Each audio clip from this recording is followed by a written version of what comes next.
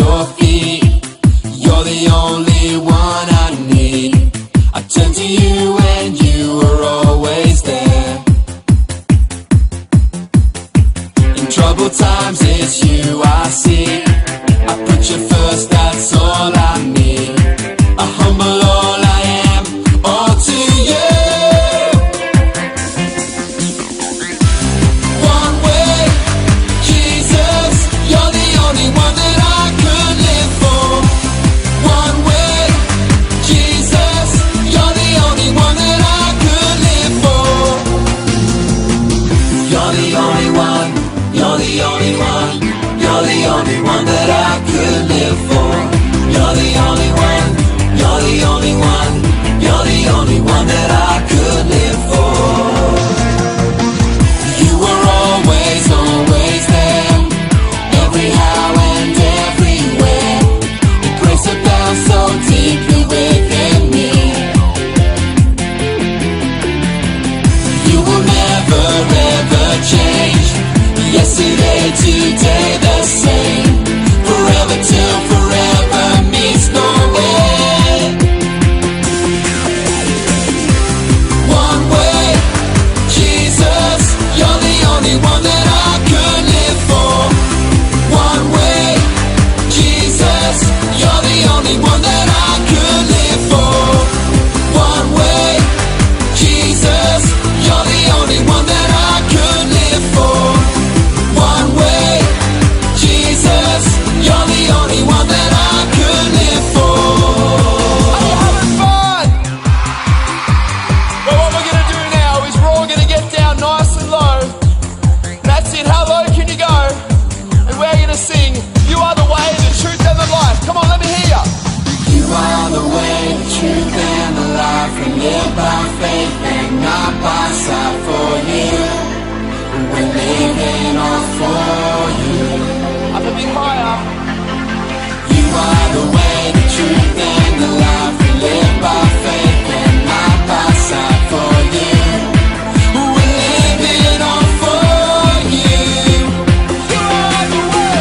You are the way, the truth and the life. We live by faith and not by sight. For you, we're living all for you. You are the way, the truth and the life. We live by faith and not by sight. For you, we're living all for you. One way, Jesus, you're the only one that I could live for.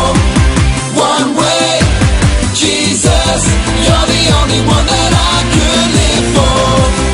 One way, Jesus, you're the only one that I could live for. One way, Jesus, you're the only one that I could live for. One way, Jesus, you're the only one that I could live for. One way, Jesus, you're the only one that I could live for. You're the only one, you're the only one, you're the only one that I could live for. You're the only one, you're the only one, you're the only one that I could live for. You were always, always there, every how and everywhere. The grace abounds so deeply within me. You will never ever change. నజరేయుడైన యేసు పరిశుద్ధ నామంలో మీ అందరికీ వందనాలు. దేవుడు నాకు ఇచ్చిన ఈ అవకాశాన్ని బట్టి దేవునికి వందనాలు చెల్లిస్తున్నాను. నేడు మనం ధ్యానించే వాక్య భాగం, వాక్యానుసారంగా నడవను. అనేక మంది ఆలయానికి వెళ్తాం, గుళ్ళకి వెళ్తాం, ప్రార్థనలకు వెళ్తాం, శుక్రవారం ప్రార్థనలకు వెళ్తాం, కానీ వాక్యానుసారంగా నడడం బోధిస్తాం. ఇతరులకి ఎలాగుండాలి అని అనేక విషయాలు తెలియజేస్తాం. కానీ వాక్యానుసారంగా నడవడం అనేది అనుదిన జీవితంలో ప్రాక్టీస్ చేస్తే కానీ అది సులువైంది కాదు. వాక్యంలో అనేకమైన విషయాలు రాయబడి ఉన్నాయండి, అనేకమైన ఆజ్ఞలు తెలియజేయబడ్డాయి ఉన్నాయి. ఎలాగ జీవించాలి, ఎలాగ మాట్లాడాలి, ఎలాగ చూడాలి, ఏం చేయాలి, మీ ప్రవక్తన ఎలాగున్నది, ప్రతి విషయం చాలా స్పష్టంగా ఈ వాక్యంలో రాయబడి ఉన్నదండి. కానీ అనేక మంది వాక్యం ఏదో అలవాటు పూర్వకంగా ఆలయానికి వెళ్తాం, అలవాటు పూర్వకంగా వింటాం, ఇతరులకి చెప్తాం ఎలాగుండాలి అలాగుండాలి, కానీ తమ జీవితాల్లో సరి చేసుకోకుండా అలా జీవిస్తాం. వాక్యంలో మంచి విషయాలు రాయబడి ఉన్నాయండి. ఇవాళ నేను ధ్యానించే వాక్య భాగం వాక్యానుసారంగా నడవడం. లూకా సువార్త 6వ అధ్యాయం 46 నుంచి 49 వచనాలు ధ్యానిద్దాం. ముందుగా 46 నుంచి 48 వచనాలు ధ్యానిద్దాం. వాక్యంలో చాలా స్పష్టంగా రాయబడి ఉన్నది. మరొకసారి 46వ అధ్యాయం ధ్యానిద్దామండి. నేను చెప్పుల మాటల ప్రకారం మీరు చేయకుండా ప్రభువా ప్రభువా అని నన్ను ఎందుకు మీరు పిలుస్తున్నారు? వాక్యంలో చాలా సూటిగా రాయబడి ఉన్నదని. అనేక మంది ప్రభువా ప్రభువా లేదా ప్రార్థనలు చేస్తూ ఆలయానికి వెళ్తూ అన్ని కార్యాలు చేస్తున్నారు, కానీ ఆయన చెప్పిన ప్రకారం అనేక మంది జీవించట్లేదండి. రెండో భాగంలో చూడండి, నా యొద్దకి వచ్చి నా మాటలు విని దానికి చొప్పు చేయు ప్రతివాడును, అంటే అలాగా నడిపిస్తూ అలాగా జీవిస్తున్న ప్రతి వ్యక్తి ఎవరి పోలి ఉండునో నీకు తెలియచేతును. బండ మీద పునాది వేసిన వారిగా పోలి ఉంటారండి. వాక్యానుసారంగా నడిచినట్లయితే మీ పునాది బండ మీద ఉంటుందండి. వాక్యానుసారంగా మీరు జీవించినట్లయితే మీ పునాది బండ మీద ఉంటుందండి. వాక్యంలో అనేక విషయాలు తెలియచేయబడ్డాదండి. ఆజ్ఞలు ఇచ్చారండి. అనేకమైన విషయాలు చాలా స్పష్టంగా తెలియచేయబడ్డాయండి. కానీ మనం ఎంతమంది ఆజ్ఞలు పాటిస్తున్నాం? ఇవాళ చాలా విషయాలు ఉన్నాయి, కానీ కొన్ని విషయాలు మీతో ధ్యానించాలని నేను ఆశిస్తున్నాను. మత్తయి సువార్త 22వ అధ్యాయం 36 నుంచి 39 వచనాలు చదువుదామండి. బోధకుడా, అందుకు ఆయన నీ పూర్ణ హృదయంతోనూ పూర్ణ ఆత్మతోనూ నీ పూర్ణ మనసుతోనూ నీ దేవుడైన ప్రభువును ప్రేమింపవలను. ఇది ముఖ్యమైనది. నిన్ను వలే నీ పొరుగు వారిని. అలా సూటిగా రాయబడి ఉంది. ఈ మాట అనేకమైన సార్లు మనం విన్నాం. నిన్ను వలే నీ పొరుగు వారిని ప్రేమించు, నిన్ను వలే నీ పొరుగు. అనేక సార్లు అనేక మందికి చెప్తాం మీరు ఇలా ఉండాలండి, ఇతరులను ప్రేమించాలని. పొరుగువారు అన్నది తర్వాత సంగతి అండి. మొట్టమొదటిగా మీ తల్లిదండ్రులు మీరు ప్రేమిస్తున్నారు అన్నది మీరు ప్రశ్నించుకోండి. ఎంతమంది మీ తల్లిని మీ తండ్రిని ప్రేమిస్తున్నారండి? చాలా బాధాకరమైన విషయం ఏంటంటే అండి, ఒక సర్వే ఈ మధ్యకాలంలో చేయబడ్డది. 87% మంది 70 నుంచి 80 సంవత్సరాల్లో ఉన్న వృద్ధులు ఇంట్లో ఒక మూలపడి పిల్లలు సరిగ్గా చూసుకొనక ఉంటున్నారండి. ఎంత బాధాకరమైన విషయం. మనం అనేకమైన మంచి మాటలు చెప్తాం, ఇలాగుండాలి అలాగుండాలని. మొట్టమొదటిగా మీ తల్లిని మీ తండ్రిని మీరు ప్రేమిస్తున్నారా? ఎవరైనా ఇంటికి వెళ్ళి చూడండి. కొన్నిసార్లు ఆ వయసులో ఉన్న వాళ్ళకి ఒక మంచం మీద పడేసో ఒక మూల పడేసో ఉంటారు. వాళ్ళకి సరి అయిన బట్ట ఉండదు, సరి అయిన తిండి ఉండదు. ఏదో వాళ్ళు అడిగారంటే అమ్మ నీకేం తెలియదు, నాన్న నీకేం తెలియదని ఈ పిల్లలు చెప్తుంటారు. ఎంత బాధాకరమైన విషయం. ఏ తల్లి అయితే ఏ తండ్రి అయితే నిన్ను కని పెంచుతాదో ఆ తర్వాత నువ్వు జీవితంలో చాలా పైకి రాగానే 4 డబ్బులు సంపాదించగానే ఒక మంచి ఇల్లు రాగానే ఆ తల్లిని తండ్రిని చూసుకోవాల్సిన బాధ్యత మీదండి. ఎంత నిర్లక్ష్యం. ఎంతమంది సేవకులు చక్కని బోధ చేస్తారు కానీ వాళ్ళ తల్లిని వాళ్ళ తండ్రిని చూసుకోరు. ఎంతమంది సేవకులు అనేకమైన చక్కని విషయాలు చెప్తుంటారు కానీ వాళ్ళ తల్లిని వాళ్ళ తండ్రిని చూసుకోరు. ఎంత బాధాకరమైన విషయం అండి. వాళ్ళు ఏమికి ఇష్టమైందో వాళ్ళు తినలేరండి.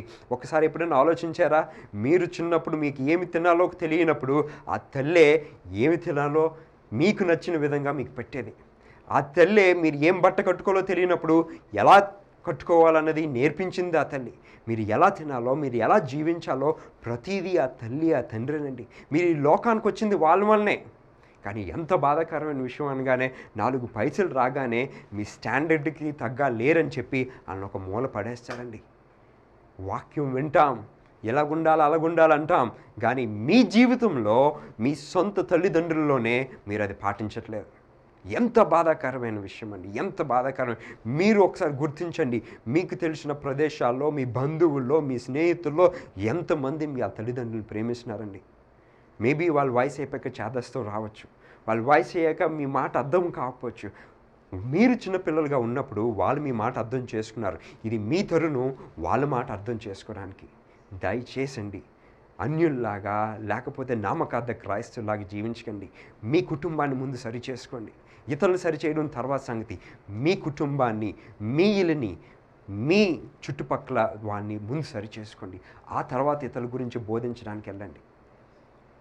ఆ తల్లిదండ్రులు కానీ పొరపాటున 4-5 ఆస్తులు ఏమైనా ఉంటే ఇంక మరి చెప్పక్కర్లేదు.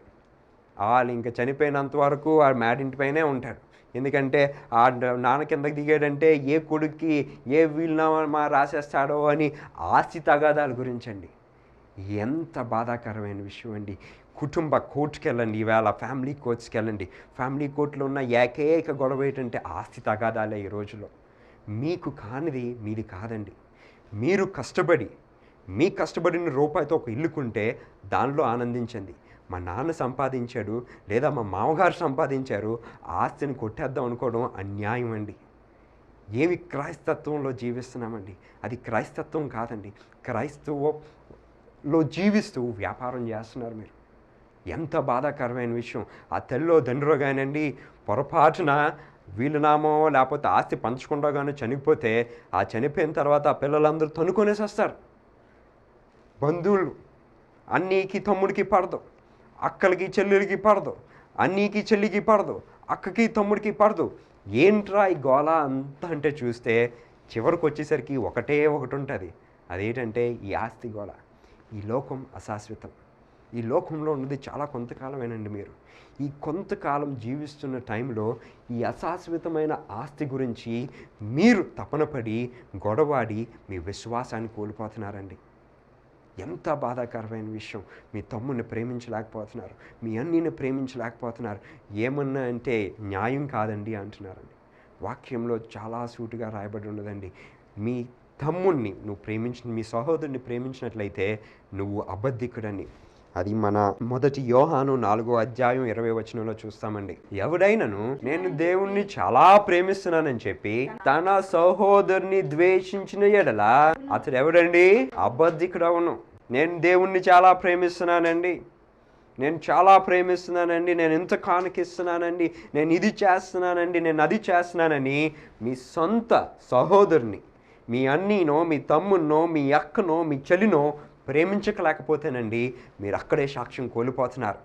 దేవుని బిడ్డలా ఎలుగుంటారండి. మీలో ఉన్నది దేవుని ఆత్మ కాదు, మీలో ఉన్నది దురాత్మ. దేవుని ఆత్మ ఉన్నట్లయితే ఆత్మ మిమ్మల్ని సరి అయిన మార్గంలో నడిపిస్తుందండి. ఎంత బాధాకరమైన విషయం.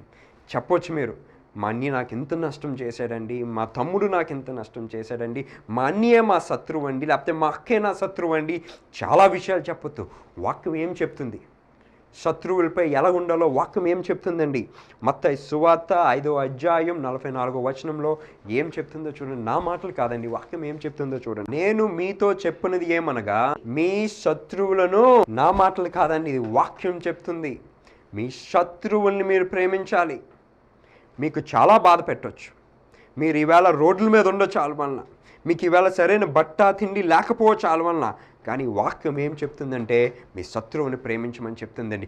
అది నిజమైన క్రైస్తవుడు, అది నిజమైన క్రైస్తవ వ్యక్తి, అది నిజమైన క్రైస్తవ కుటుంబం. ఎంతమంది మీ శత్రువుని ప్రేమిస్తున్నారండి?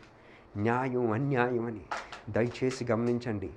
ఆ దినాన్న, ఆ తీర్పు దినాన్న మీరు జీవిస్తున్న ప్రతి దినం లెక్కింపబడుతుందండి. మీ కార్యాలు బట్టి ఆ దినాన మీరు తీర్పు పొందుతారు. ఎంత బాధాకరమైన విషయం అండి. దేవునిలో నుంటూ వాక్యానుసారంగా నడవకపోవడం, దేవునిలో నుంటూ వాక్యానుసారంగా నడవకపోవడం. ఇప్పుడు తల్లిదండ్రులు అందరూ అయిపోయిన తర్వాత వస్తారండి. ఎవరు? పొరుగువారు. గలతీయులు 5వ అధ్యాయం 14వ వచనం చూడండి. ధర్మశాస్త్రం అంతయు నిన్ను వలె నీ పొరుగువాడిని ప్రేమించను ఒక్క మాటలో సంపూర్ణమైనది. నిన్ను వలె నీ పొరుగువాడిని ప్రేమించు. ఎంతమంది భర్తలు మీ భార్యను ప్రేమిస్తున్నారు? ఎంతమంది భార్యలు మీ భర్తను ప్రేమిస్తున్నారు? ప్రశ్నించుకోండి. బాధాకరమైన విషయం ఏంటంటేనండి, ఈ వివాహం అన్న దానిలోనికి వెళ్ళకముందే అదొక ప్రాజెక్ట్లోనే వెళ్తారండి. ఒక స్కీమ్, కట్నం ఇంత ఇస్తేనే ఈ అమ్మాయిని పెళ్లి చేసుకుంటాను. ఎంత బాధాకరమైన విషయం అండి. తల్లిదండ్రులు ఎలా తయారవుతారంటే, మా కొడుక్కి ఇంత చేశాను, అంత చేశాను, ఇంత చదివించాను, సో నేను ఈవేళ దొంగలా తయారు చేశానని అంటున్నారు. ఎంత బాధాకరమైన విషయం. మీ మామగారి దగ్గర మీకు కాని ఆస్తిని మీరు వాళ్ళ దగ్గర ఆశిస్తున్నారు. వాళ్ళ ఆనందంతో ఇస్తారనుకుంటున్నారా? లేదు, చాలా బాధతో ఇస్తారండి. అదే మీకు 10 చెల్లెళ్ళు ఉంటే మీరు ఆ 10 చెల్లెలకి అలాగ ఇవ్వాల్సి ఉంటే అప్పుడు మీకు ఆ బాధ తెలుస్తుంది. కట్నం కట్నం కట్నం. నా వరకు అండి ఒక విన్నపం అండి, క్రైస్తవ సంఘ అధ్యక్షులకి, కాపర్లకి మా సంఘం నుంచి ఒక విన్నపం. ఏ ఏ కుటుంబం అయితే కట్నాలు తీసుకుంటారండి వాళ్ళకి పెళ్ళి చేయకండి. మా సంఘంలో ఎవరన్నా కట్నం అంటే పెళ్ళే చేయం. వాళ్ళకి కట్నం అనే మాట వస్తేనే పెళ్లి చేయం. ఇది వ్యాపారం కాదండి. మనుషుని కొనుక్కొని తత్వం మనలో లేదండి, ఎక్కడో రాయబడలేదండి వాక్యంలో. ఎంత బాధాకరమైన విషయం అండి. ఈ పెళ్లి టైంలోని ఆ కూతురు లేకపోతే ఆ అమ్మాయి తల్లిదండ్రులు పొందుతున్న బాధ వర్ణించలేని బాధ అండి. ఎవరికి చెప్పలేని బాధ.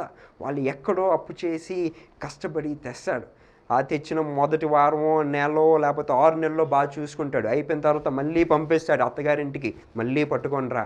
లేదా మామగారికి ఆస్తి ఉంటే ఆడు చచ్చిపోయినంత వరకు ఆస్తి ఎప్పుడు వస్తుందా అన్న తపంలోనే ఉంటాడు. ఈ ఈ ఎపిసోడ్ అంతా చూస్తేనండి మానవుడికి మానవత్వం కూడా లేకుండా పోతుంది. భక్తి అన్న తర్వాత సంగతి మానవత్వం లేకుండా పోతుంది. ఎందుకంటే మనం 24 గంటలు ఏమి సంపాదించాలి, ఈ లోకంలో ఏటి సాధించాలి, ఎక్కడికో చేరిపోవాలి, 4 పైసలు 4 డబ్బులు సంపాదించాలన్న తపంలోనే మనం బ్రతుకుతున్నాము కానీ వాక్యానుసారంగా జీవించట్లేదు. అందుకే మీ బుర్రాది సరిగ్గా లేదు. ఏ రోజైతే వాక్యం మీలో ఉంటుందోనండి, మీరు వాక్యానుసారంగా నడుస్తారనండి, మీలో ప్రభు ఆత్మ ఉంటుందండి. ప్రభు ఆత్మ మీలో ఉన్నప్పుడు ఏది చేయాలో ఏది చేయకూడదో, ఏటి మాట్లాడాలో ఏటి మాట్లాడకూడదో, ఎలాగ చూడాలో ఎలాగ చూడకూడదో ప్రతీది చెప్తాదండి. అంత స్పష్టంగా రాయబడి ఉన్నదండి వాక్యంలో. మీ పునాది ఎక్కడుంది? మళ్ళీ లూకాసు సువార్తకి వెళ్దామండి. లూకాసు సువార్త 6వ అధ్యాయం 49వ వచనం చదువుదామండి. అయితే నా మాటలు వింటూ కానీ దాని ప్రకారంగా జీవించిన వాడు పునాది వేయక నేల మీద విల్లు కట్టివాడుగా ఉంటున్నాడు. ప్రవాహం కొట్టగానే ఊలిపడిను. ఏ వ్యక్తి అయితే ఎవరెవరైతే క్రైస్తవులని చెప్పుకుంటున్నారో మీ పునాది సరిగ్గా లేకపోతేనండి, దుఃఖం వచ్చినప్పుడు, కష్టం వచ్చినప్పుడు, బాధ వచ్చినప్పుడు మీరు కొట్టుకొని పోతారు. ఎందుకంటే మీ పునాది సరిగ్గా లేదు. మీ పునాది సరిగ్గా ఉంటే ఎటువంటి కష్టం వచ్చినా ఎటువంటి బాధ వచ్చినా మీకు దాన్ని పొందుకునే శక్తి ఆత్మ మీకు దయచేస్తుందండి. మీరు ఎందుకు కష్టాలు రాగానే బాధ రాగానే దేవుడి నుంచి ఎందుకు దూరం అయిపోతున్నారంటేనండి మీ పునాది సరిగ్గా లేదు. అనేక మంది బాప్తీసం మనసుపూర్వకంగా పాప క్షమాపణ తీసుకోరండి. ఏదో మతం పుచ్చుకోవాలనో లేకపోతే పెళ్లి చేసుకోవాలనో ఏదో విధంగా బాప్తీసం తీసుకుంటారు. అందుకే మీలాంటి వాళ్ళని అనేక మంది అన్యుల మధ్యన దేవుని నామం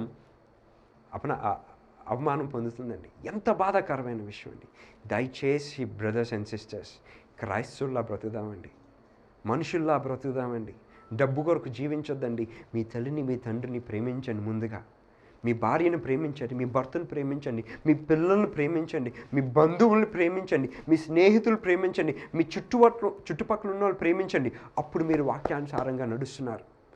అలాగ నడవకుండా దేవుని దేవుడా అంటూ మళ్ళీ లోకంలో లోకస్తుల్లా జీవిస్తానండి, మీకు లోకస్తులకి తేడా ఉండదండి. నిజమైన క్రైస్తవుల్లా బ్రతుకుదాం, నిజమైన విశ్వాసంలా బ్రతుకుదాం. ప్రార్థన చేసుకుందామండి. దయగల తండ్రి, ఈవేళ మాకు ఇచ్చిన అవకాశాన్ని బట్టి వందనాలు తండ్రి. దేవతండ్రి, ఈ వాక్యం విని విడిచిపెట్టుకున్నా తండ్రి, వాక్యానుసారంగా నడిచే కృప మా అందరికీ దయచేయండి తండ్రి. అనేక మంది క్రైస్తవులను చెప్పుకుంటున్నాం మేము, అనేక మంది విశ్వాసులను చెప్పుకుంటున్నాం మేము, అనేకమైన బోధకులను చెప్పుకుంటున్నాం మేము, వాక్యానుసారంగా నడవట్లేదు తండ్రి. దయచేసి మమ్మల్ని అందరినీ క్షమించండి తండ్రి. మీ చిత్తానుసారంగా నడిచే కృప మాకు దయచేయండి తండ్రి. మీ చిత్తానుసారంగా మీ వాక్యం చెప్పిన విధంగా పునాది గట్టిగా వేసుకొని మీ చిత్తానుసారంగా నడిచే కృప మా అందరికీ దయచేయమని యేసు నామములో అడుగుతున్నాము తండ్రి. ఆమేన్. దయచేసి brothers and sisters, live like a true Christian. Don't live like a hypocrite. God came to save us. We should follow the word. We should live like the way Christ did. It is no point you live like a hypocrite and like the way the world is living. You got to be special. You got to be special. That's what's called a true Christian. Be special. Be a true Christian. Live in the word and receive the blessings. Thank you. నజరేయుడైన యేసు పరిశుద్ధ నామములో మీ అందరికీ వందనాలు. మా programme చూస్తున్న మీ అందరికీ వందనాలు చెల్లిస్తున్నానండి. మా సంస్థ పేరు విక్టర్స్ మినిస్ట్రీ. సంఘ అధ్యక్షులు రెవరెండ్ డాక్టర్ విక్టర్ ప్రభాకర్ గారు. పాస్టర్గా నేను శామ్యూల్ బెన్ విక్టర్, ఆయన కుమారుణ్ణి సేవలో ఉన్నానండి. మా అమ్మగారు మా ఆవిడ కూడా సేవలోనే ఉన్నాం. దయచేసి మా సమస్య గురించి మీకు ఎక్కువ తెలుసుకోవాలని ఉంటే www.victorsministry.org అని ఇంటర్నెట్లో కొట్టినట్లయితే మీకు మా సమస్య గురించి అనేకమైన విషయాలు తెలియచేస్తామండి. అట్ ద సేమ్ టైం యూట్యూబ్లోకి వెళ్ళి విక్టర్స్ మినిస్ట్రీ ఛానల్ అని కొట్టినట్లయితే దగ్గర 200 వీడియోస్ ఉన్నాయండి. ఆ వీడియోస్ చూసి మా సమస్య గురించి, మా సేవ గురించి తెలుసుకోవాలని నేను ఆశిస్తున్నాను. ప్రతి ఆదివారం 8 నుంచి 9:30 వరకు మొదటి ఆరాధన, రెండో ఆరాధన 10 నుంచి 11:30 వరకు మన దొండపర్తిలో టాటా శివశంకర్ మోటార్స్ ఎదురుగా ఉన్న విక్టర్స్ మినిస్ట్రీ ప్రేయర్ హాల్ అండి, 2nd ఫ్లోర్లో. దయచేసి మీకు వీలున్నట్లయితే ఆలయానికి రండి, వాక్యం వినండి, ఆశీర్వదింపబడండి. అలాగే ప్రతి దినం 9 గంటల నుంచి సాయంకాలం 5 గంటల వరకు ఆలయ తలుపులు తెరిచి ఉంటాయండి. ఎవరన్నా సరే ఏ సమయంలోనైనా వచ్చి ప్రార్థన చేసుకోవచ్చండి, ప్రార్థనలో గడపచ్చు. మా దగ్గర ఒక ప్రార్థన రిక్వెస్ట్ బోర్డు ఉంది. మీకు ఏదైనా అవసరం ఉన్నట్లయితే ఆ ప్రార్థన రిక్వెస్ట్ బోర్డులోని మీ అవసరం రాసి అక్కడ పెట్టండి. మీ గురించి మేము వచ్చి ప్రార్థన చేస్తాం. అదేవిధంగా ఎవరికన్నా ఏ కుటుంబంలో అన్నా ప్రార్థన కావాల్సి వస్తే మీరు మాకు ఫోన్ చేయండి. నా టెలిఫోన్ నెంబర్ 8008999994. నాకు ఫోన్ చేసినట్లయితే మా సువార్థికులు మీ ఇంటికి వచ్చి మీ కుటుంబం గురించి ప్రార్థన చేస్తారు. ప్రతి వారం వస్తారు, మీ కుటుంబం ఆశీర్వదింపబడాలని వాళ్ళు ప్రార్థన చేస్తారు. అట్ ది సేమ్ టైం ఇంకా మీకు ఏదైనా ఇన్ఫర్మేషన్ కావాల్స్తే మా వెబ్సైట్లో మా ఈమెయిల్ అడ్రస్కి మీరు చేయొచ్చు, victorsministry@yahoo.com. ఏ సమయంలో అయినా మీరు మెయిల్ చేసినట్లయితే మీ ఫోన్ నెంబర్ మాకు ఇచ్చినట్లయితే మేము మీకు ఫోన్ చేస్తాం, మేము మీ గురించి ప్రార్థన చేస్తాం. మీ గురించి మా సువార్థికులందరూ వచ్చి సంఘంలో ప్రార్థన చేస్తాం, మీ ఇంటికి వచ్చి ప్రార్థన చేస్తాం. మీరు చేయవలసిందల్లా ఫోన్ చేస్తే చాలండి, మా సువార్థికులు వచ్చి మీ గురించి ప్రార్థన చేస్తారు. దయచేసి మా ప్రోగ్రాం గురించి ప్రార్థన చేయండి, మా సంఘం గురించి ప్రార్థన చేయండి. మా ఆశ ఏంటంటే అనేక మందికి సువార్త ప్రకటించాలండి, నిజమైన దేవుడి గురించి ప్రకటించాలన్నది మా ఆశ. We don't like to be like another nominal Christian. We like to spread the gospel. If any one of you want prayers, please call us at 8008999994. Our evangelist will come to your house and will pray for you. And at the same time, we'll also pray for you on a daily basis at our church. So please come, visit our church and stay blessed. Thank you. God is good all the time. He put a song of praise in this heart of mine. God is good all the time. Through the darkest night, His light will shine. God is good. Yes, God is good all the time. That's right. If you're walking through the valley, there are shadows all around. Do not fear, He will guide you.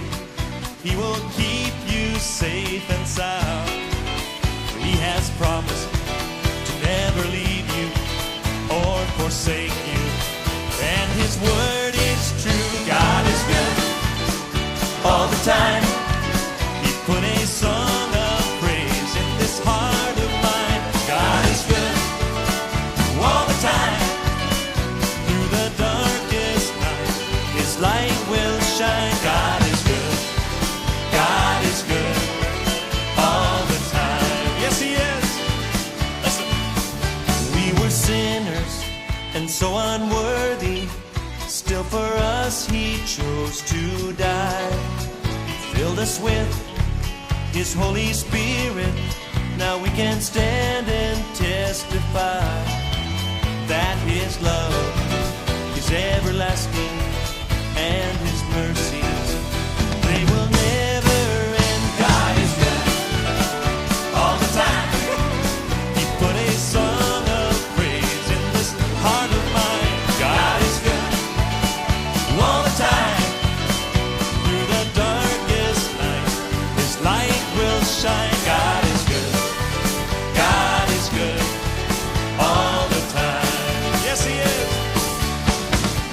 Though I may not understand all the plans You have